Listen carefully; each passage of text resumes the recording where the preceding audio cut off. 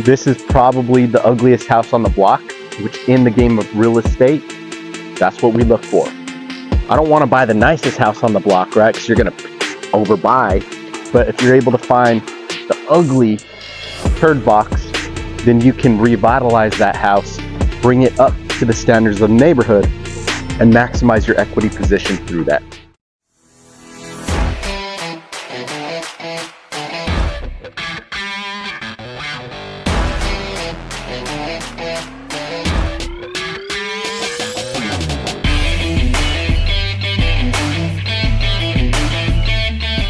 We're assessing a property to make a cash offer here right behind me. Now, if you look around the neighborhood, it is one of these older neighborhoods, very established. Most of the people on these blocks are elderly, right? This is probably the ugliest house on the block, which in the game of real estate, that's what we look for.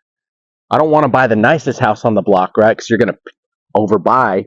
But if you're able to find the ugly turd box, then you can revitalize that house, bring it up to the standards of the neighborhood, and maximize your equity position through that. So let's go ahead and take a walk around the structure so we can assess at least the exterior of the house while we're waiting for this lady to meet us on site. A little bit of wood rot on the soffits. The roof is old, but it doesn't look horrible, right? We'll usually look at and make sure there's no waves in the decking board. That's the biggest thing. You can always replace shingles, but once you start having to rip out the actual decking, that's where it can get more expensive. See, we got a board over this window. We were told that there was a small fire in the house at one point, so our goal is to at least get inside so that we can look at the extent of that fire. Rehab projects can get very expensive quickly, so our goal is to, one, look at the after repair value of the house, what similar houses are selling for in the neighborhood, and then come in, create a scope of work so we can see what type of work needs to be done. And once we put that budget together, we get a pretty clear idea on what we need to do to move forward with the house, right?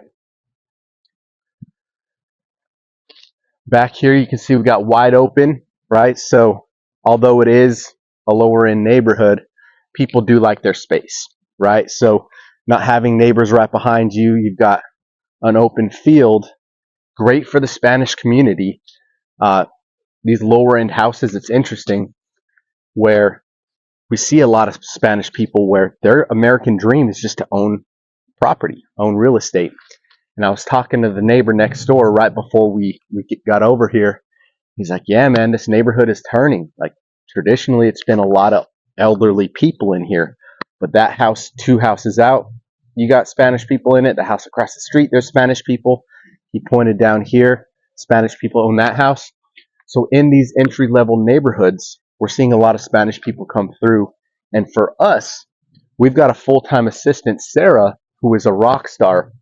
She's actually our secret weapon when we have lower end houses that we need to sell, whether it be a wholesale deal that we found or even a flip or a house that we bought.